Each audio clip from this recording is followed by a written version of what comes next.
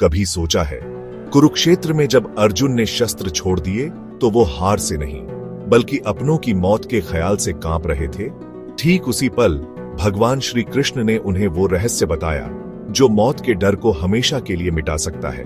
आज हम गीता के उसी सबसे बड़े रहस्य से पर्दा हटाएंगे जो शायद आपको भी जीवन और मृत्यु के डर से आजाद कर दे। हम सब सोचते हैं कि मरने के बाद आखिर होता क्या है? क्या सब कुछ खत्म हो जाता है? यही डर अर्जुन को भी था।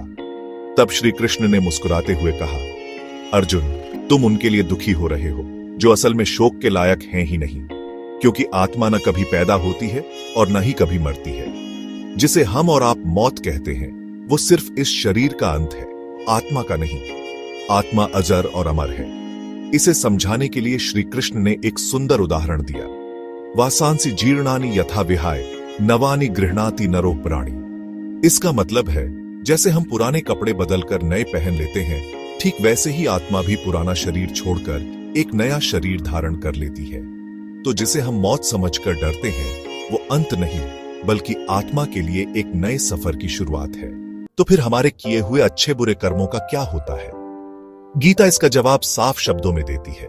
हमारे कर्म हमारी परछाई की तरह आत्मा के साथ चलते हैं और उन्हीं कर्मों के आधार पर हमारा अगला जन्म तय होता है।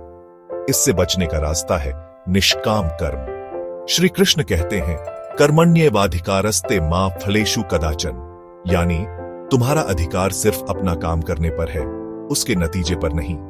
जब हम बिना किसी उम्मीद के सिर्फ अपना फर्ज निभाते हैं तो वो कर्म हमें किसी बंधन में नहीं बांधता। जैसे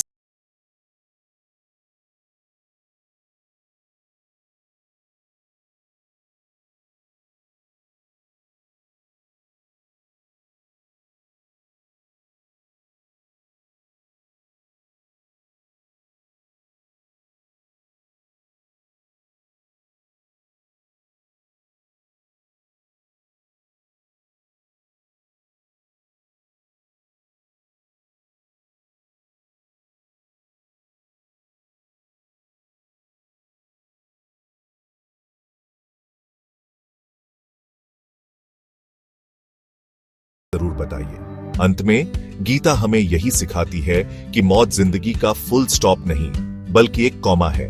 ये एक दरवाजा है जो हमें एक नए अनुभव की ओर ले जाता है। श्री कृष्ण का संदेश साफ है, अपने असली रूप को पहचानो, फल की चिंता छोड़कर अपना काम करो और जिंदगी को एक उत्सव की तरह जियो। जिस दिन हम इस रहस्य को जी लेंगे उस दिन हम जीवन और मृत्यु दोनों के डर से हमेशा के लिए आजाद हो जाएंगे।